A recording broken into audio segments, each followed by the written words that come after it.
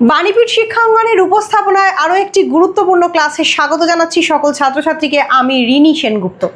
আজকের ক্লাসটা তোমরা যারা বর্ধমান ইউনিভার্সিটির স্টুডেন্ট রয়েছে এবং ফার্স্ট সেমিস্টার বাংলা মেজর নিয়ে পড়ছো তাদের পাঠ্য একটা কবিতা কেন্দ্রিক হতে চলেছে। এছাড়াও যে কোনো ইউনিভার্সিটি, যে কোনো স্কুল কলেজের ছাত্রছাত্রী যাদের পাঠ্য কবি মাইকেল মধুসূদন দত্তের লেখা এই কবি নামক কবিতাটা রয়েছে, প্রত্যেকে আজকের ক্লাসটা দেখতে পারো। আজকের ক্লাসটা সবার জন্য প্রযোজ্য যারা এই কবিতাটা পাঠ্য হিসেবে পড়ছো। তো চলো প্রথম থেকে শুরু করি। প্রথমেই বলি, কবি মাইকেল মধুসূদন দত্ত আমাদের বাংলা কাব্য কবিতার জগতে অনেকগুলি নতুন নতুন বিষয়ের সূচনা করেছিলেন বা গুরুত্বপূর্ণ অনেক বিষয় জন্ম দিয়েছিলেন।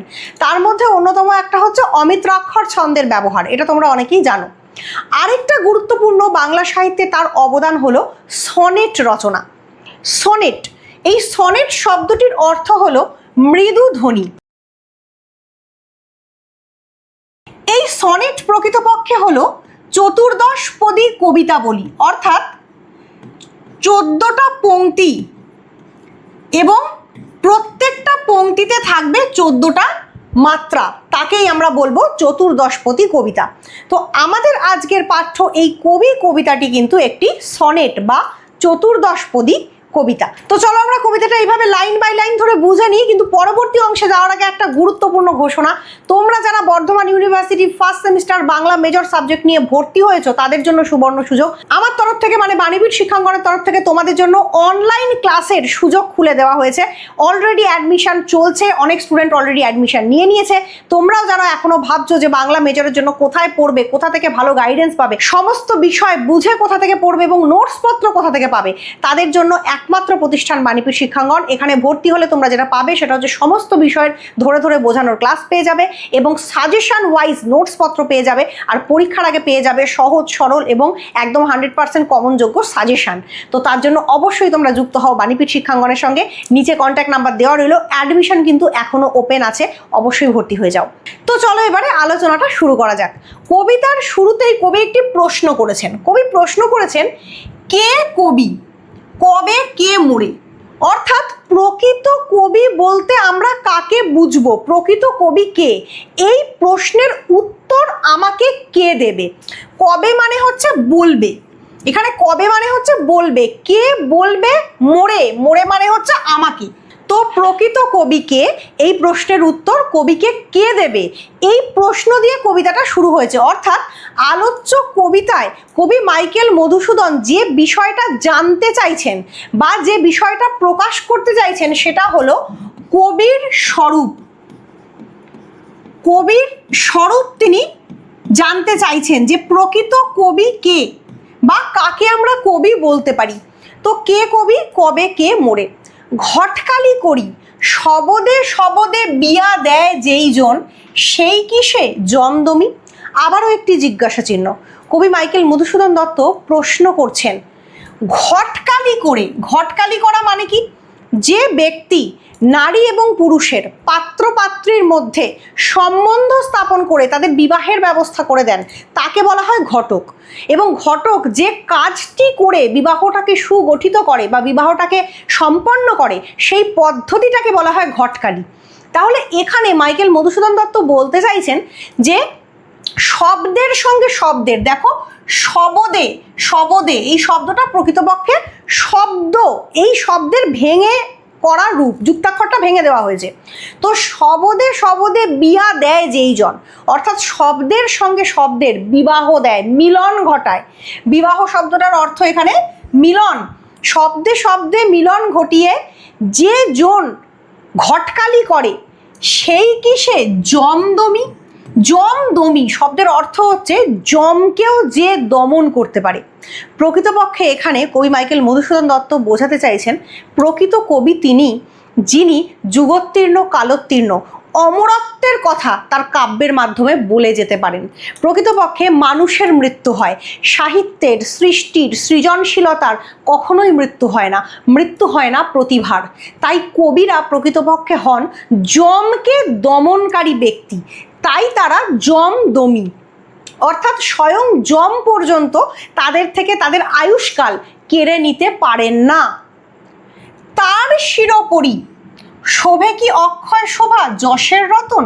এগুলো প্রকৃতপক্ষে কবি মাইকেলের প্রশ্ন। লক্ষ্য করে দেখো, সনেটের প্রথম দিকের বেশ কয়েকটি লাইনে কবি মাইকেল প্রশ্ন করছেন। কে কবি? তার স্বরূপ কি? সেই কি যমকে দমনকারী ব্যক্তি? সেই কি শব্দে শব্দে ঘটকালি করে বিয়ে দেয়? এগুলো সব প্রশ্ন। এবং তারই মাথার ওপর, শিরোপরি শব্দের অর্থ হচ্ছে মাথার উপর,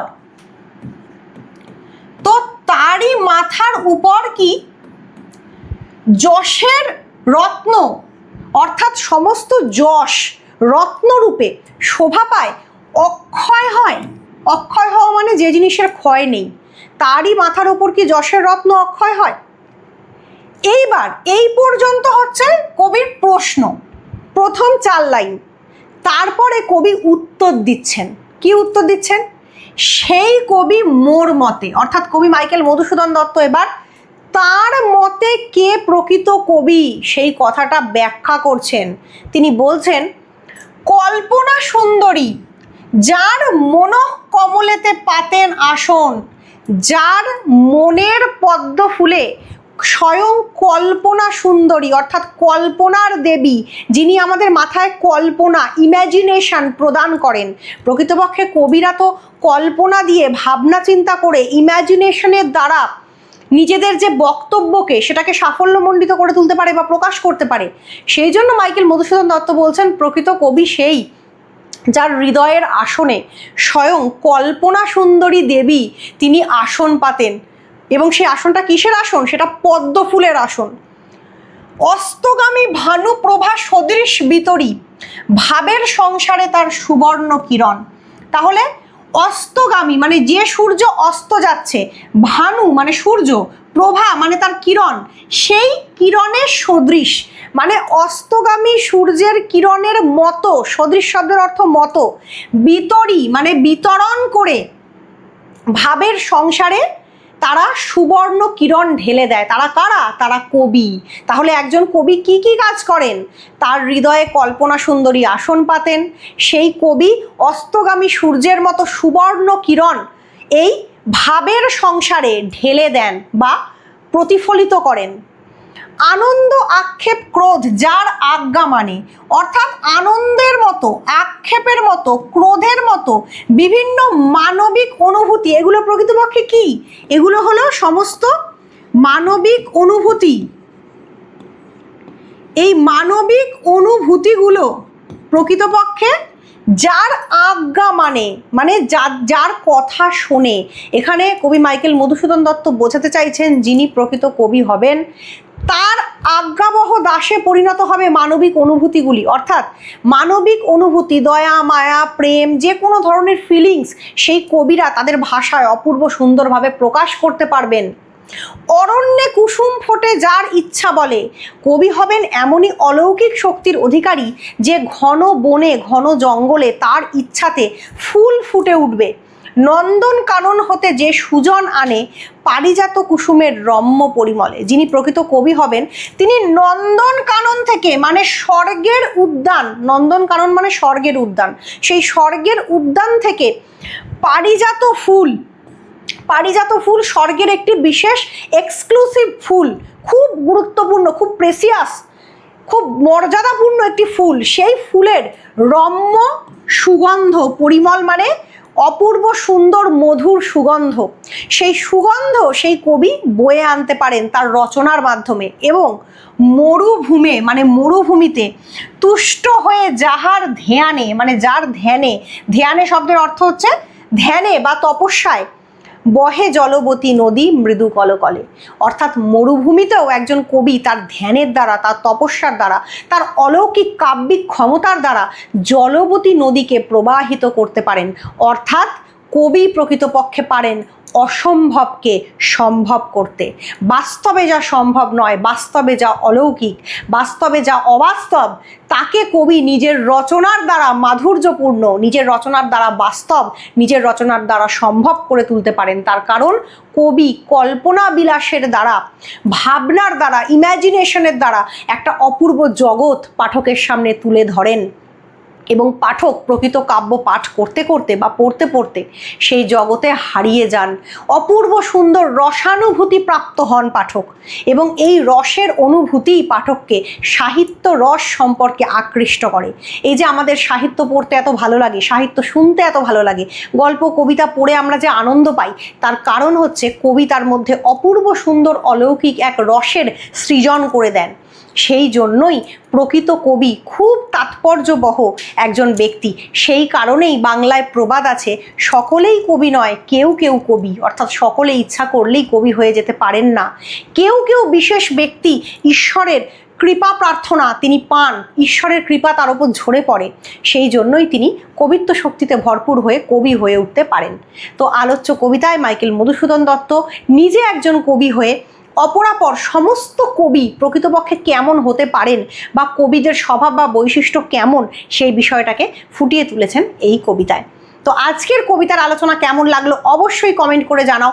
তোমাদের পাঠ্য আর কোন কোন বিষয়ের আলোচনা আমার থেকে শুনতে চাইছো সেগুলো কমেন্ট করো। আর অবশ্যই যুক্ত থাকো বাণীপীঠ শিক্ষাঙ্গনের সঙ্গে, সাবস্ক্রাইব করো, লাইক করো, বন্ধুদের সঙ্গে শেয়ার করো বাংলা সাহিত্য বিষয়ক আরও নানান ধরনের আলোচনা পাওয়ার জন্য। আজকের ক্লাসটা এখানেই শেষ করলাম, ধন্যবাদ।